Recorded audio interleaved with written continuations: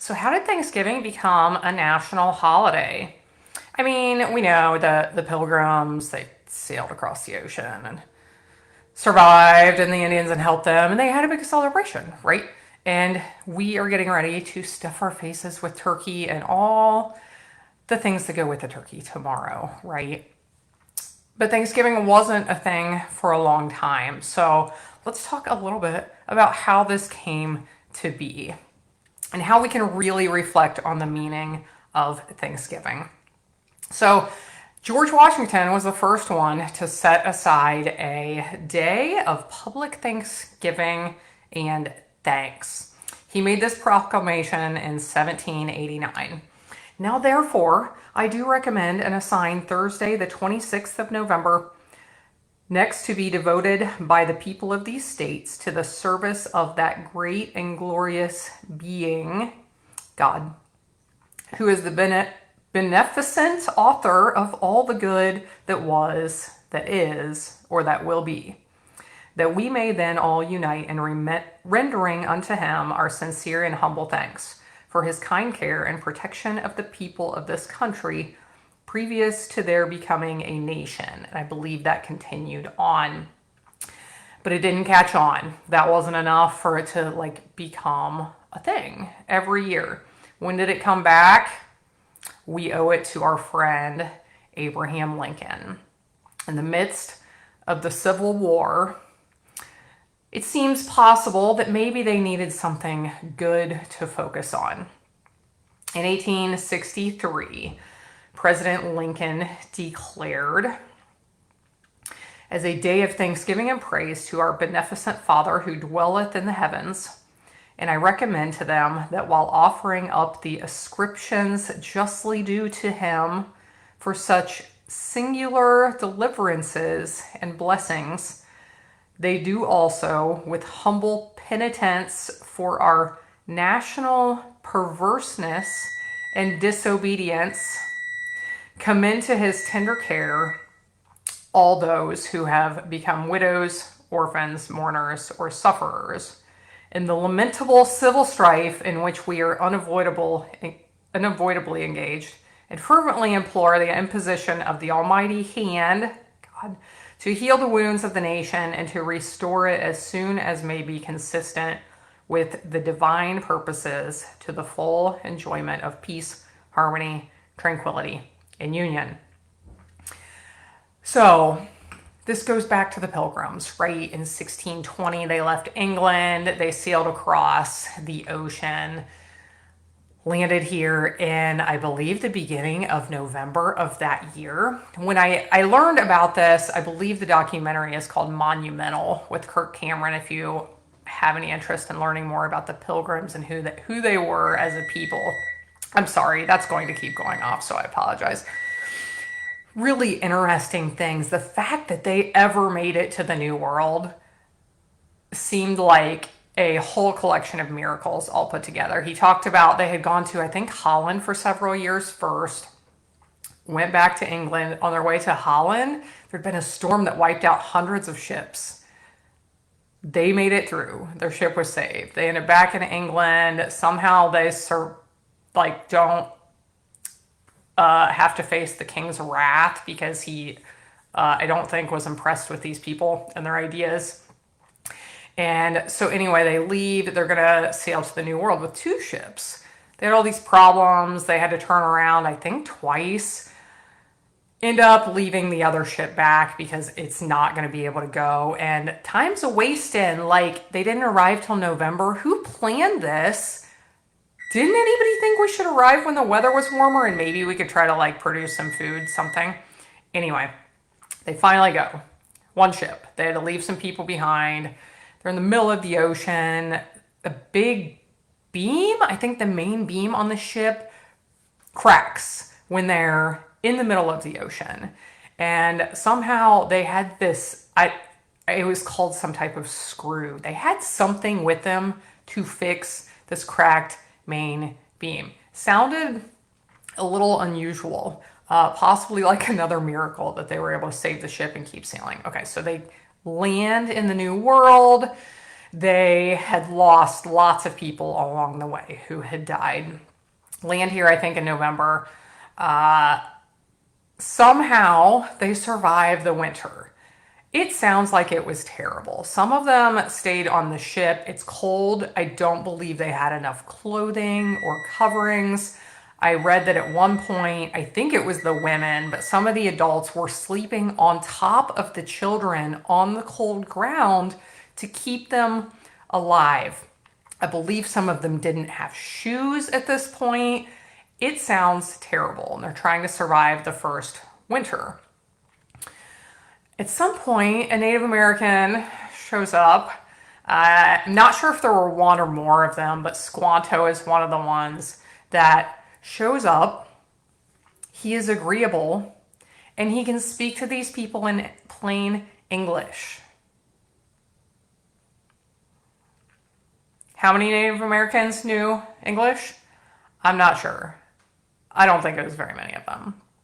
Shows up willing to help these people survive. How did Squanto learn English? Squanto had been kidnapped, I don't know, a decade or several decades before, taken to Spain, I think. Spain, maybe.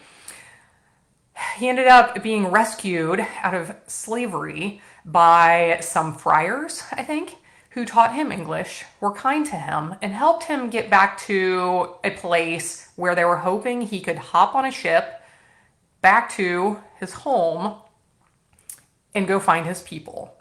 All of this happens. He ends up coming back to where he's from, and he gets there, and many or all of his people had died from European diseases that had come on these trading ships.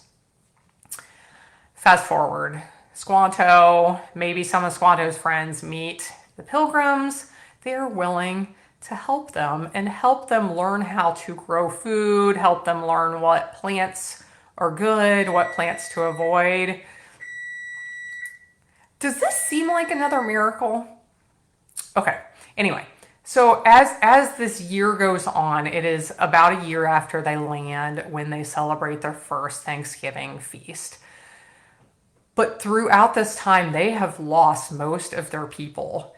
I think around 3/4 of the people, 2/3 or 3/4 of the people at this point had died from the ones who had left England. But they survive. They have a harvest. The natives help them know. They shared corn seed with them. They found, I think at some point they found a whole bunch of corn like buried in the ground that they could plant as seeds. I don't know. There were all kinds of fascinating things happening. So, but they lost most of their people. They had been through hard things. But what did they do? They're going to set aside 3 days to thank their Lord in heaven that has brought them through all of these hard things and given them a harvest of plenty. They were going to thank their God. They came here to be able to worship their God as they pleased. And now they're going to set aside 3 days to thank him. I want to share another story with you. These things are coming from an article on Christianity.com. It's called The Meaning of Thanksgiving Day and History of the Holiday. There's some really good stuff in this article. So I want to share that several years later, the Pilgrims, they're still there. They're planting their crops. They're trying to survive. And they were suffering from a terrible drought. And 2 months long, it says. It threatened to wipe out their crops. And they were looking at the potential of starving to death if this year's crop didn't produce. So Governor Bradford set apart a solemn day of humiliation to seek the Lord by humble and fervent prayer in this great distress. That's a quote from this article. What did they do? The Pilgrims gathered for a prayer meeting, a prayer service that lasted 8 or 9 hours. By the time this was over, the sky had become overcast and they were having a gentle rain that lasted 14 days and saved their crop. The power of prayer right there. Okay, so This is what we celebrate. This is the history of what we celebrate.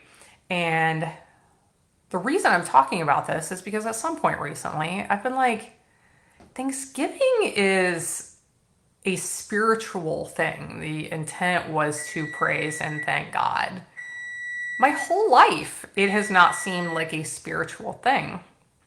Now, my family, when we gather to eat, we always pray before.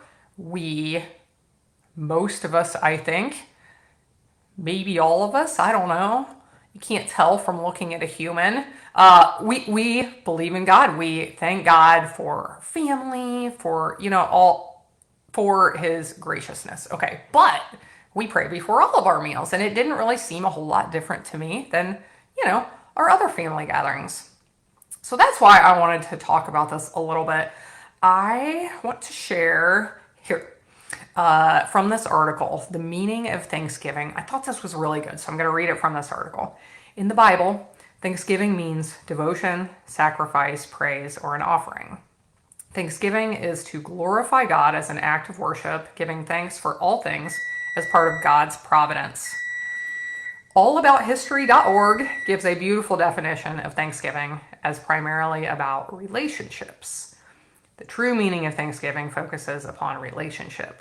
Thanksgiving is a relationship between God and man. Upon their arrival at New Plymouth, the Pilgrims composed the Mayflower Compact, which honored God. Thanksgiving begins with acknowledging God as faithful, earnestly giving him thanks in advance for his abundant blessings. How can we, as Christians, reclaim Thanksgiving? So I'm going to read this from this article as well. As Christians, we can reclaim Thanksgiving rather than just being a day where we eat too much and strategize our Black Friday sales plan of attack. This was probably written back when Black Friday was an actual thing and not a month, right? Rather than doing those things, we can go back to our historical and spiritual roots as we thank God. We can follow Abraham Lincoln's example by repenting and asking for God's forgiveness for our personal sins and our nation's perverseness. We should seek to reconcile with others and apologize for the harm we have caused. Our actions should reflect our grateful hearts. We should thank God for the people that are in our lives. We can acknowledge God's blessings by enjoying a meal with friends and family. We can share the grace that God has given us by serving the homeless or inviting people who have no place to go on Thanksgiving. Just having an attitude of gratefulness is not enough. We must say thank you to God for the kind and beautiful things he has done for us. When we thank God for the good things in our lives, we honor his provision, protection, and steadfast love. Saying thank you by praising him, worshiping him, and honoring him for what he has done for us in an appropriate response to God's kindness. And I will close with a scripture. This is from Psalm 136,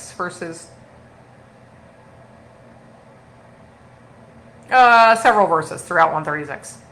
Give thanks to the God of gods, for his steadfast love endures forever. Give thanks to the Lord of lords, for his steadfast love endures forever. Give thanks to the God of heaven, for his steadfast love endures forever. Enjoy your Thanksgiving, eat lots of turkey. Appreciate that time with loved ones, and give thanks to our God who provides all things for us.